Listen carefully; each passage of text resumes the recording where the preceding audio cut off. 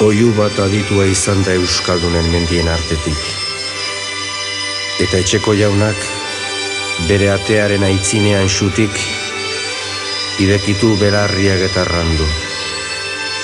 Nor da hor, zer nahi dautet?